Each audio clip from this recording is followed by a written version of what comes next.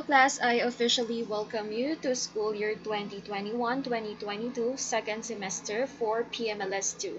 For PMLS2, the first topic that we will be discussing is the basic medical terminologies. So a few reminders before you start watching this video discussion. Number one, please do take down notes. A soft copy of the presentation has been provided to you already in the Smart Kits. Second, listen attentively, avoid unnecessary distractions. And third one, this is a somehow unique feature in my presentation is those information marked with a star. Give extra attention to those details. Ma'am, why?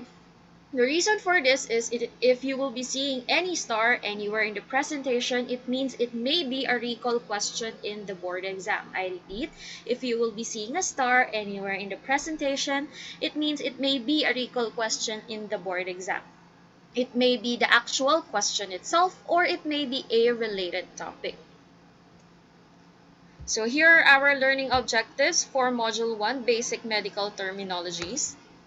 Discuss the purpose of the prefixes, word roots, suffixes, and the combined forms.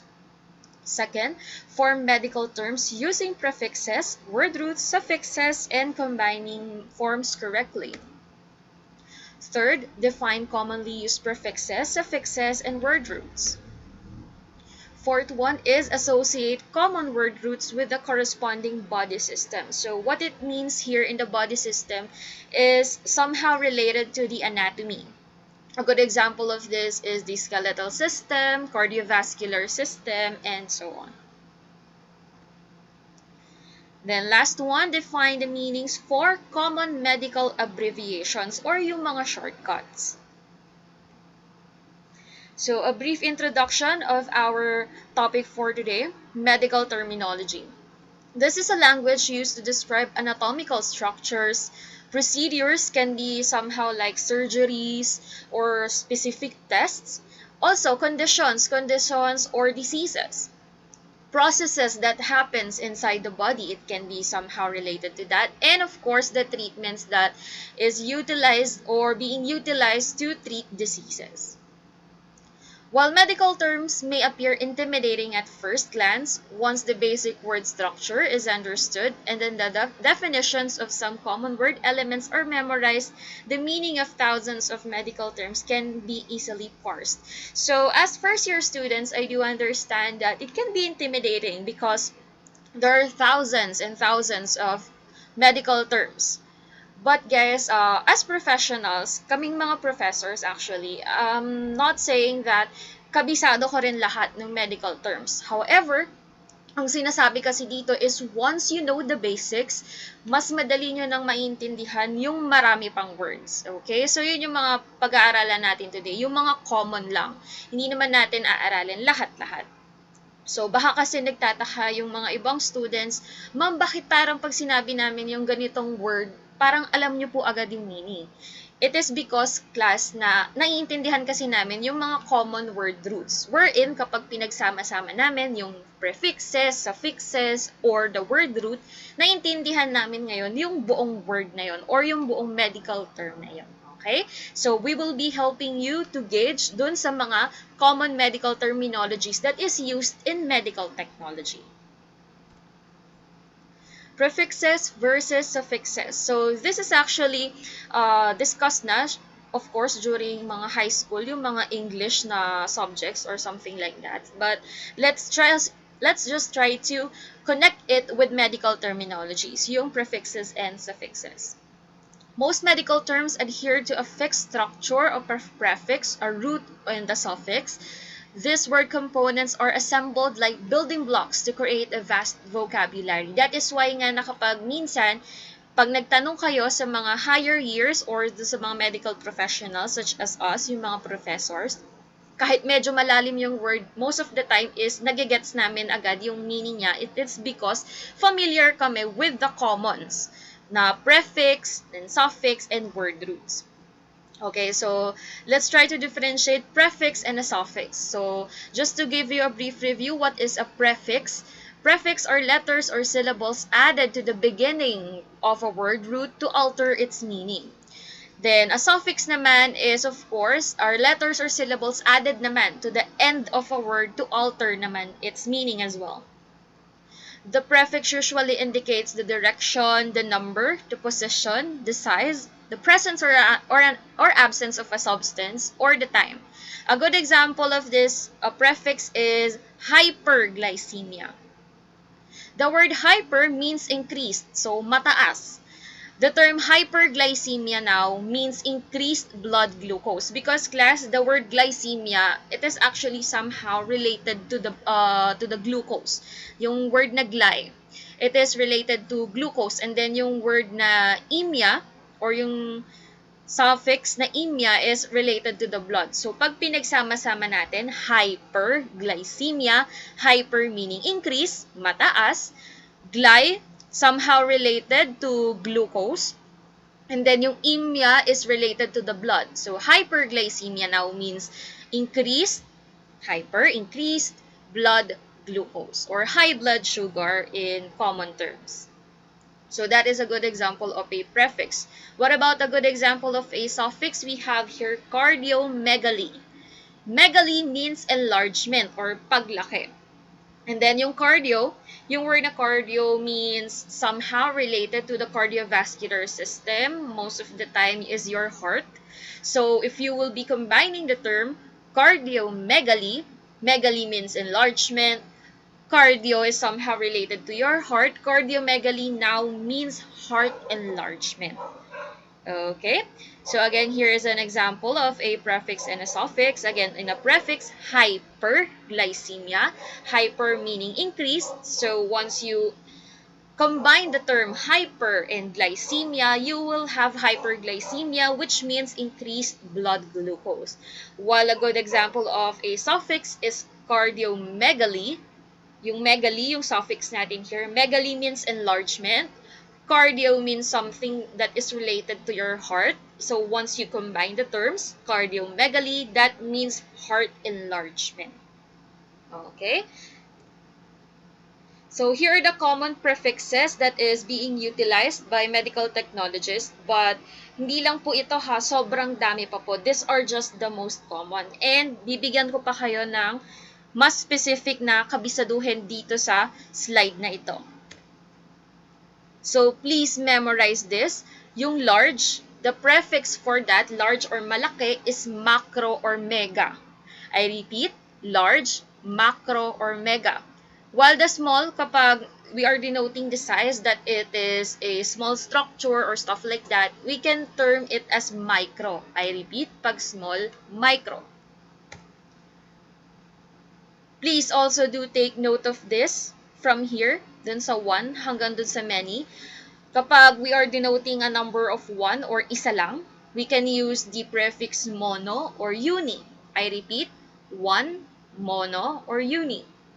Next is 2, 3, or 4. Pag 2, we can use bi. Pag 3, tri. Pag 4, quad or quadri. Okay? And then what about the term equal? We can use equi dun sa prefix niya. While many, kapag sinabi natin ng isang structure is marami siya or maraming kung ano man, we can use the prefix poly. I repeat, many, poly. Also, madalas ginagamit na prefixes here is this one, yung above normal or below normal. Diba yung hyper meaning increase, so above normal, while your hypo, which means below normal. So again, here are the common prefixes that is being utilized by medical technologies. But guys, hindi lang naman ito yung madalas ginagamit. Okay? Ito lang yung pinaka mahalaga talaga na tandaan nyo. Kalimutan nyo na lahat, wag lang yung merong mga check na ito. Okay? So again, that is yung large, macro or mega. Small is micro. 1 is mono or uni. 2 is bi. 3 is tri. 4 is quad or quadri. Equal is equi. And many is poly. Next is above normal or increased. We can use the prefix hyper. While it is a below normal or decreased, that is hypo. And then itong mga terms na to, yung mga locations na yan, it is useful din naman as medtext. But as far as I'm concerned, and para na rin mabawasan yung kailangan yung aralin, please do memorize yung meron pong mga check. Ayan yung madalas na ginagamit talaga natin. Ito naman po mga common suffixes. So ito naman yung makikita nyo in the end of the medical terms. So, ito po yung pinakamadadalas, but ito po yung kabisaduhin nyo. Kalimutan lahat, wag lang tong merong mga check. Yung condition, yung may ganito, may ism siya sa dulo. And yung causing is genic. Okay, so again, causing, genic. Pag mga it denoting condition, merong mga ism yan. Like hyperthyroidism, mga stuff like that. Okay, also you have the suffix ology or logy, which means the study of. A good example of this is parasitology. Parasitology is the study of parasites. So, pag nakabasa kayo ng logy dun sa dulo ng ating medical term, it can denote that it is the study of that substance.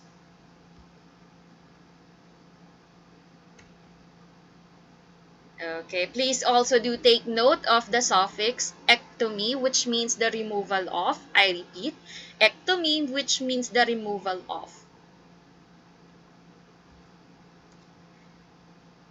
You also have the oscopy, which means a visual examination. A good example of this is microscopy. You can use that term to say na microscopic or visual examination through the microscope. Please also add, guys, the inflammation, which is itis. I repeat, inflammation is itis. So, pag nakakita kayo ng medical term, tapos merong dun sa dulo niya itis, it can mean na it is an inflammation of that particular area. And then also, paki-add din po ako itong disease, which is yung pathy. Ayan. Disease is pathy. So, pag nakita ng pathy sa dulo, it can mean that that is a specific disease. And last one here, paki-add po, mass or tumor. So, this is something to do with cancer, is merong mga oma. So, baka narinig nyo na yung mga term carcinoma, yung mga ganon, that is denoting presence of a mass or tumor. Yan, melanoma, and stuff like that.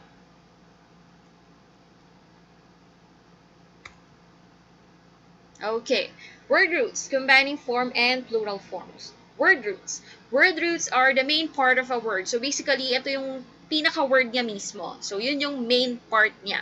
It may be combined with a prefix, a suffix, or other word roots. So it can be a combination of all of these or isa lang. And a good example of a word root, example niyan is myocarditis. So, here in the term myocarditis, you have a prefix, which is your myo. Myo, guys, meaning muscles. Card is the word root or the root word, which is connected to your heart, kasi cardiovascular system. And then again, yung itis, right, is regarding inflammation.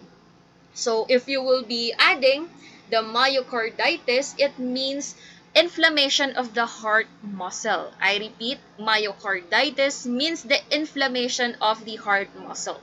And if we will dissect again, the word myocarditis, myo is the prefix, which means again, muscles. Card is something to do with your heart. And then itis again means inflammation. So, pag pinagsama-sama, myocarditis, that means the inflammation of the heart muscle. Also, combining form or vowel. This is a combining vowel, usually the letter O, may be added between word parts to aid in the pronunciation, but it doesn't necessarily parang alter the meaning. Unlike yung prefix and suffixes natin, which alters the meaning of the whole term, the combining vowels, it is actually just aiding for the pronunciation of the term. A good example of that is neurology. The word root here is neur, which is related to your nerve. The logy again is the study of, right? And then, ang connecting vowel here, usually the letter O, just to aid in the pronunciation. So, if you will be adding that root word newer plus combining vowel, which is usually letter O, and then logy. So, neurology is the study of the nerves. So, yun lang. Ganun lang siya ka-basic. Plural forms. In writing and using medical terms, it is also important to know the various medical terms that have different plural forms. But we will not be discussing this much further. Most of the time naman, given naman na yung plural forms natin. So here, guys, our common word roots. So here are the common word roots for the head. Like a good example of that is your brain, something to do with NCEF. Yun yung pag nakabasa kayo ng NCEF, you can try to check if it is related to the brain. And then, please do remember this po. Kalimutan lahat, huwag lang yung merong mga check. Again, that is your blood. May hem or hema. So, pag nakabasa ng hema, it can be related to your blood. Also, angi, or something to do with the blood vessels. Of course, yung cardi or card, which is related to the heart. And yung veins natin is related to vein or phlegm.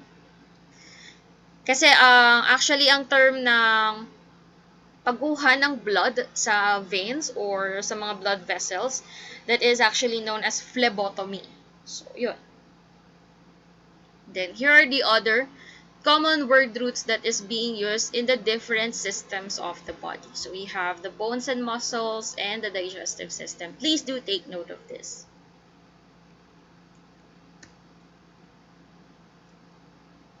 Okay, additional reference. You need to answer this in the activity given in the Google Classroom. This is actually the part 1 of your activity. So I made this, it is looking like this in your SAS or yung inyo pong modules. Ganito yung itsura niya. But I made this sa ating Google Forms na matching type. So, para hindi nyo nahanapin isa-isa yung mga meanings at hindi tayo kasi mag-coincide, ako na yung nagbigay ng mga meanings. Ang gagawin nyo na lang is match it with the corrector. Okay? So, again, ito po. Nakikita to sa modules. Ganito yung itsura niya. But, Miss Lena made this into a matching type, yung 1 to 15. Okay, so you need to open the Google form that is provided in the Google Classroom and then matching type lang itong prefix and suffixes na 15 items each. Also, for your additional reference, please do write this down in your modules as well. Yung modules nyo kasi, ang kanyang activity na to, this is actually 1 to 30, both prefix and suffix. But Miss Lena provided you 15 items lang dun sa ating Google Forms. So, anong mangyayari, ma'am, dun sa number 16 to 30? Ito po yung sagot dyan. Please do write this down, class, in your modules po for your reference. Okay? So, medyo marami tayong kakabisaduhin here. Aside dun sa may mga checks kanina, lahat po nung nakalagay doon sa module nyo, this one, 1 to 15, 1 to 15, and 16 to 30, ito, lahat po yan need nating kabisaduhin dahil madalas po ito talagang ginagamit. So aside from the terminologies here that is provided in the PowerPoint, you need to also memorize these ones.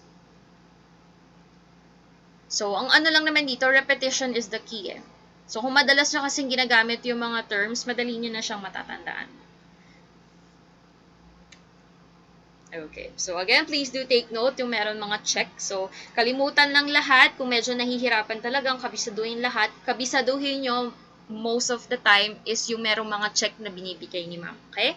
So, again, poly. Diba? Diniscuss na natin kanina si poly. That means many. Hetero is different. Mega is great or malaki. Large. Ecto meaning outside. Again, I repeat, ecto meaning outside. Hyper meaning increased, right? Please also do take note of the suffix urea. Urea is pertaining to your urine. So, kung makabasa kayo ng medical terminology na mayroong urea sa kanyang dulo, It is pertaining to the urine or connected with the urine.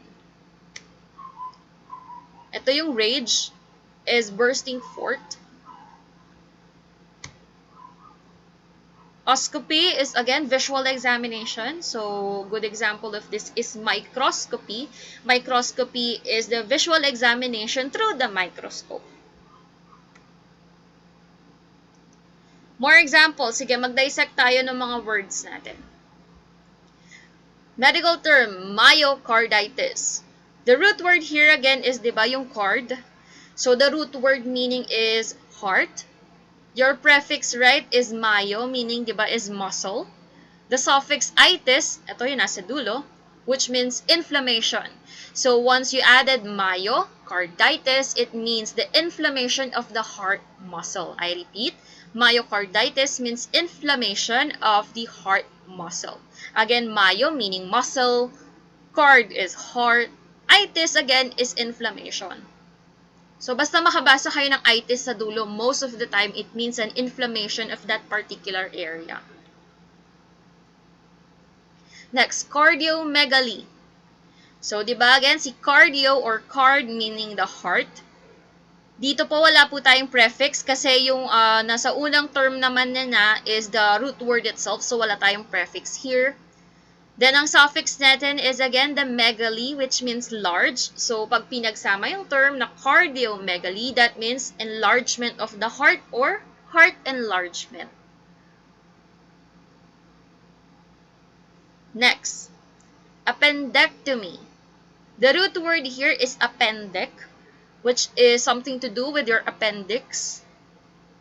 We don't have a prefix here kasi nga po yung nasa unang part naman na ng ating word is the root word itself, so walang prefix. But we have a suffix which means ectomy. And if you are really listening kanina, di ba, ang ibig sabihin ng ectomy is removal. So if you will be adding appendec tsaka yung ectomy, appendectomy means removal of the appendix or the surgical removal of appendix. That is appendectomy. Next, hyperthyroidism. The root word here is yung thyroid, yun yung nasa gitna, right? Most of the time naman ang root word kapag merong prefix and suffix na presence is nasa gitna siya. So, hyperthyroidism, thyroid is the root word. So, the root word is something to do with your thyroid gland. The prefix again is hyper. Ano nga po ulit ang meaning ng hyper? Diba? That is the increase. So, next is your suffix, which is isim. And if you can recall kanina, binanggit natin, ang ibig sabihin ng isim is condition. Okay? So, if you will be adding the prefix, suffix, and the root word, you will come up with hyperthyroidism. Hyper again, meaning increase.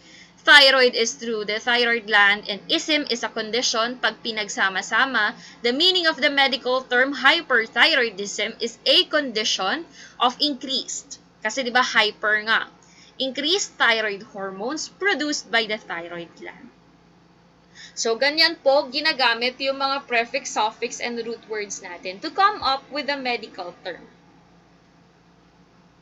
So, sige, digest lang natin yung mga information. This is just overwhelming at first class. But as time goes along, madalas nyong maririnig itong mga medical terminologies na ito. Madadalian na kayo dyan na parang basic lang talaga siya. Okay? Kasi most of the time, iisa lang naman yung kanilang foundation. Like a good example, pag nakabasa ako ma'am ng itis dun sa pangalan ng medical term, most of the time, that is denoting an inflammation. Then, megaly is malaki, diba? So, enlargement. And then, yung hyper, tsaka hypo nga. Yung hyper, increase. Hypo, decrease. So, that's it. Okay, moving on to common medical abbreviations. So, these are generally used in the hospitals or the clinical settings. So, you need to be familiar with this as a healthcare provider. Although, class, tayo namang mga medtechs is, we are not concerned naman most of the time with, madalas nyo kasi makikita yung medical abbreviations talaga in prescriptions or yung mga reseta. Although hindi kasi tayo naman nagbabasa ng reseta, we should be knowledgeable about the medical abbreviations that is used. Kasi hindi lang naman sa mga prescriptions ginagamit itong mga ito. Okay? So, here again, the common medical abbreviations. And then, a good example, sige, bigay tayong example is ABG. So, ABG means arterial blood gas. Arterial blood gas is being tested by medical technologists. So, this is a test for the blood gas using arterial blood. So, kaya siya arterial blood gas. Also, sige, another good example is AF or acid fast. Pwede itong AFB or acid fast bacilli. Acid fast bacilli are a type of microorganism, particularly a bacteria. Next, AIDS. AIDS means acquired immune deficiency syndrome. Yan, mga madadalas natin ginagamit yan.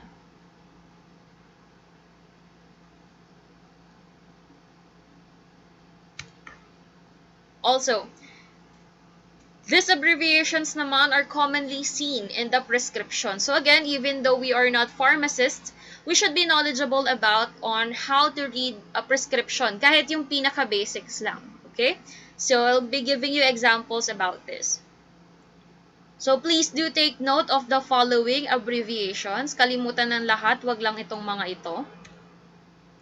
So ito po, itong mga naka-box na ito.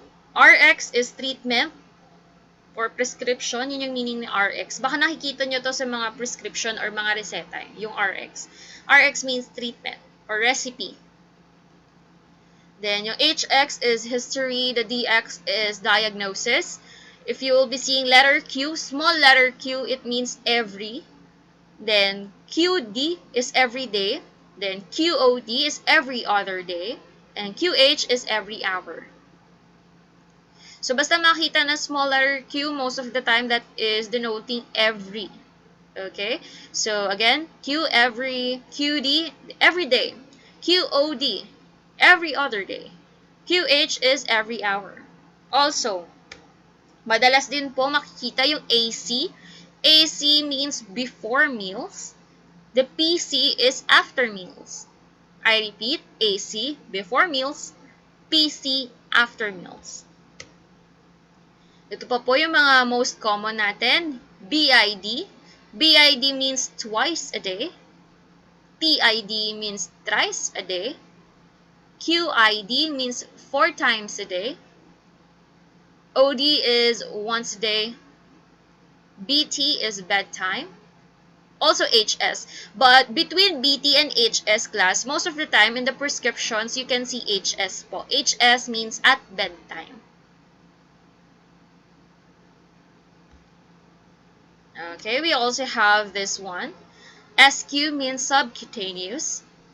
IM is intramuscular. ID is intradermal. IV is intravenous. I repeat, SQ is subcutaneous.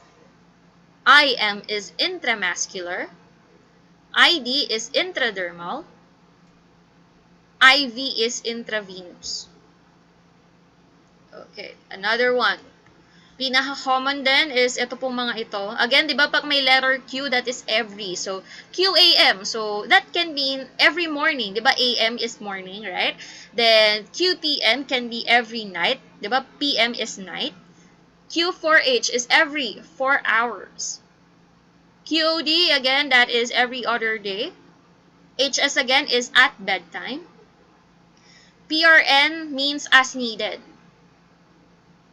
If you will be seeing PO, it means by mouth. So, something to do with prescription drugs, you take it by mouth. So, pwede pong ganon.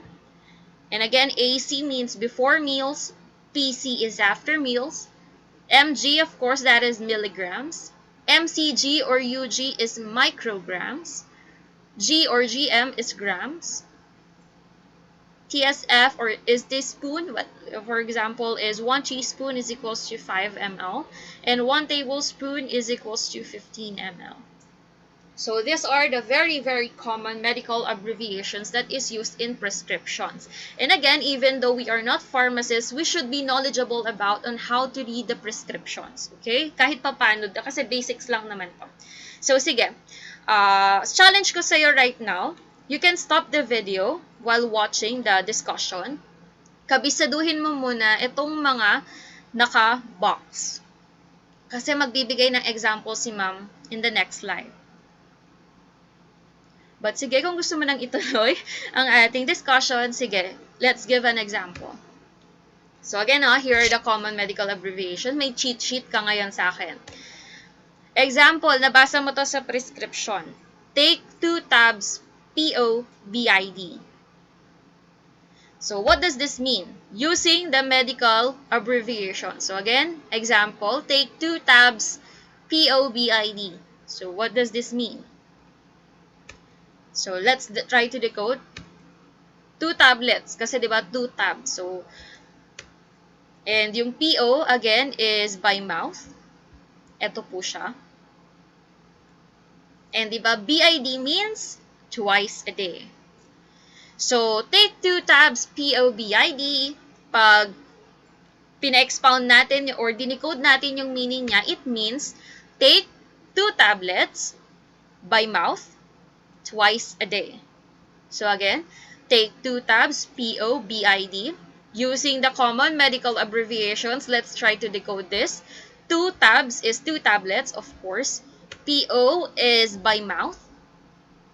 BID is twice a day. So take 2 tabs POBID. It means take 2 tablets by mouth twice a day or twice daily. Pwede rin pong ganon. Okay, so digest ang info. Ayan. Makakabisado nyo rin yan, class, kapag madalas nyo siyang ginagamit. So, I suggest for you, para makabisado nyo siya, is gawa po kayo ng sarili nyong mga examples.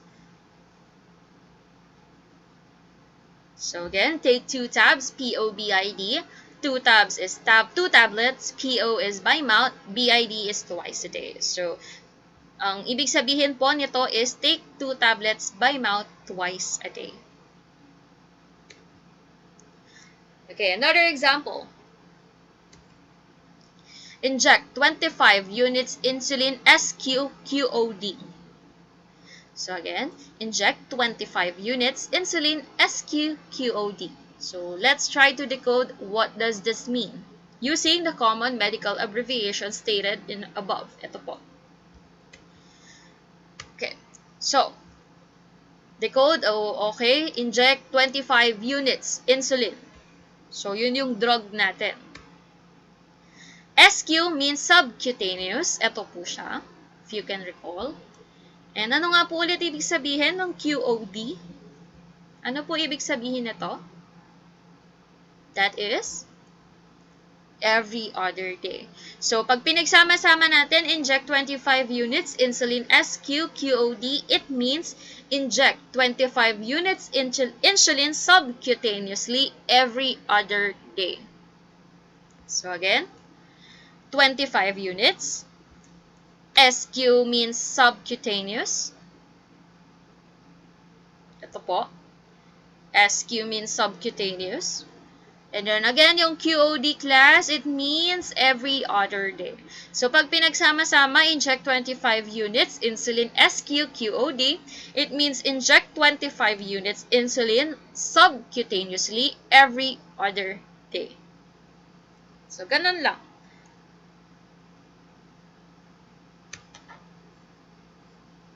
Okay, so ito naman baliktad. Binigay na sa atin yung buong decode niya. So, binigay sa atin, take 1 by mouth daily in the morning for blood pressure control.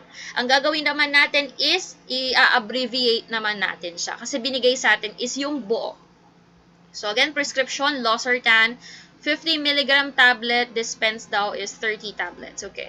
But, ito, yung ating instruction is take 1 by mouth daily in the morning for blood pressure control. So, sige, try nga natin. Baliktad naman, i-abbreviate naman natin siya. So again, RX, di ba, meaning treatment. Okay, so meron na tayo nun. take one, di ba sabi take one daw kasi, take one by mouth. Again, yung PO po natin is by mouth. So, ayan siya.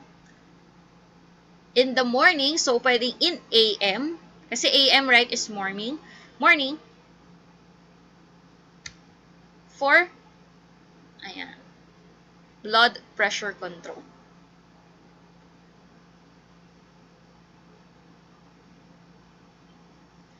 Okay, so again, take one, PO. PO by mouth, daily or every day. So, QD po yun.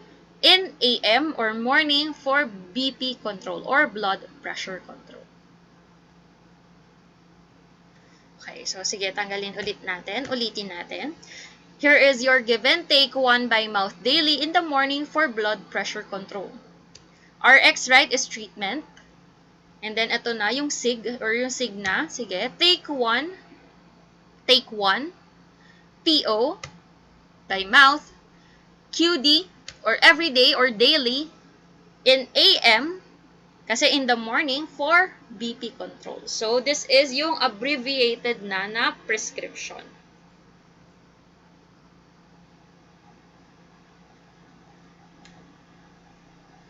Okay, so ito meron na tayo nakitang star. So here po in the lab abbreviations, hindi po ito yung actual question in the board exam. I've inputted a star here because this laboratory abbreviations, yung mga CBC, mga WBC, etc., this is actually yung connected talaga sa medical technology, okay? So please do remember all of this. That is your CBC, CBC is complete blood count. WBC is your white blood cells. RBC is red blood cells. The PLT is a medical abbreviation for your platelets. The BMP is the basic metabolic panel. The CMP is the comprehensive metabolic panel. LFT means liver function tests. HNH is hemoglobin and hematocrit. The HB or the HGB is the medical abbreviation for hemoglobin. HCT is for your hematocrit. Ito, Na is for sodium. So, given naman na to, right, sa inyong chemistry, general chem. Letter K is the symbol for potassium. Ca is calcium. Ua is for urinalysis. ABG again is the arterial blood gas. PT is your prothrombin time. PTT is the partial thromboplastin time. INR is your international normalized ratio. TNS is type and screen, and TNC is type and cross. So these are the most common lab abbreviations that is used in medical technology. Please do take note on all of this. So just a few tips for you guys in memorization since marami po talaga here in Module 1. Repetition again is key. So baka kasi talaga nagtataka yung iba, paano namin nakakabisado yung mga medical terminologies natin. It's just repetition. As time goes along, lagi nyo kasing maririnig yung mga terms, makakabisado nyo na yung meaning niya hanggang sa maging basic na siya sa inyo. Also, the use of flashcards can be helpful in memorization and it is highly encouraged. So, mag-flashcards po kayo. You can do that if that is effective for you. And also, of course, know the basics. If you cannot memorize everything na naka-indicate here in the presentation, you can try to memorize yung merong mga check na binigay kanina. Because again, that is yung pinaka-common naman. And the basics. Okay, so if you have any questions or clarifications, please do reach out to me through this email.